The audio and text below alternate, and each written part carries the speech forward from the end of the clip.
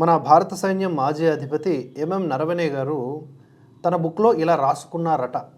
అంటే ఇది పబ్లిష్ కాని బుక్, కానీ ఇలా రాసుకున్నారట. ఎలా అంటే 2020 ఆగస్టు 31 రాత్రి తూర్పు లదాఖ్లోని రేచిన్లా వద్ద చైనా ట్యాంకులు ముందుకొస్తున్నప్పుడు, పరిస్థితి క్లిష్టంగా ఉన్నప్పుడు రాజ్నాథ్ సింగ్ గారికి నేను ఫోన్ చేయగా ఆయన ప్రధానితో చర్చించి చెబుతాను మీకు అని చెప్పారు. అప్పుడు ప్రధాని రెస్పాండ్ అయ్యారు. రెస్పాండ్ అయ్యి ఏమన్నారంటే, మీకు ఏమి తోచితే అది చేయండి అని చెప్పారు. నేను ఒంటరివాడిని అయిపోయిన ఫీలింగ్ వచ్చింది, అది పరిస్థితి అనేలాగా ఆయన తన బుక్లో రాసుకున్నట్లుగా ఒక సమాచారం. దాన్ని బేస్ చేసుకొని, అది కూడా వేరే దేశంలో దీనికి సంబంధించినటువంటి ప్రచురణ వస్తే దాన్ని పట్టుకొని పార్లమెంట్లో రాహుల్ గాంధీ అండ్ విపక్షాలు ఒక డిమాండ్కి తెరలేపాయి, ఈ అంశం మీద మాట్లాడదామని.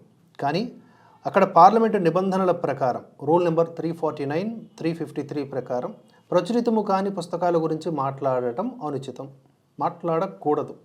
అండ్ నరవణే గారు రాసినటువంటి పుస్తకము కూడా ప్రస్తుతానికి రక్షణ శాఖ పరిధిలో ఉంది. దానిని ధృవీకరించాల్సినటువంటి బాధ్యత కూడా రక్షణ శాఖదే. అయినా కూడా విననటువంటి రాహుల్ గాంధీ అండ్ కో ఈ అంశం మీద మాట్లాడాల్సిందే.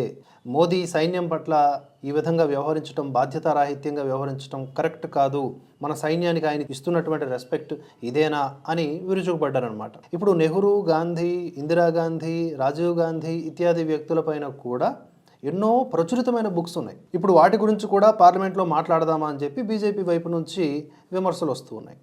ఈ రెండూ కూడా ప్రజలకు ఉపయోగపడినటువంటి టాపిక్స్, మాట్లాడాల్సింది ప్రజల కోణంలో. కానీ వీళ్ళు ఎప్పుడూ కూడా ఇదే గందరగోళంలో జనాలను ఉంచుతారనమాట. పార్లమెంటును నడపాలి అంటే ప్రజాధనం ఖర్చు అవుతూ ఉంటుంది. దాన్ని బాధ్యతాయుతంగా వాడకుండా ఈ విధంగా మన రాజకీయ నాయకులు వ్యవహరించడం ఎంతవరకు సబబు అన్నది మీరే చెప్పండి. అలాగే నరవణే గారు ఇటీవల ఒక మీడియాతో మాట్లాడుతూ ఏమంటున్నారు ఒకసారి చూడండి. देखने वाली बात यह है कि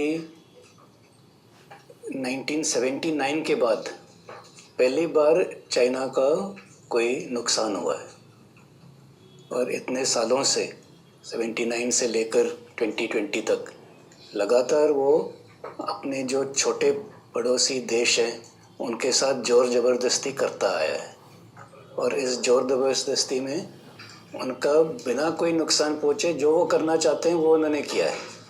हम कहते हैं बुली, तो नेबरहुड बुली के तौर पर वो करते गए जो उन्हें पहली बार उनको झटका लगा, तो वो झटका 4 का हो या 40 का हो, वो 1970 నుంచి 2020 వరకు కూడా చైనా తన చుట్టుపక్కల ఉన్న దేశాలతో పాటుగా భారత్పై కూడా ఎప్పుడూ విరుచుకుపడేది.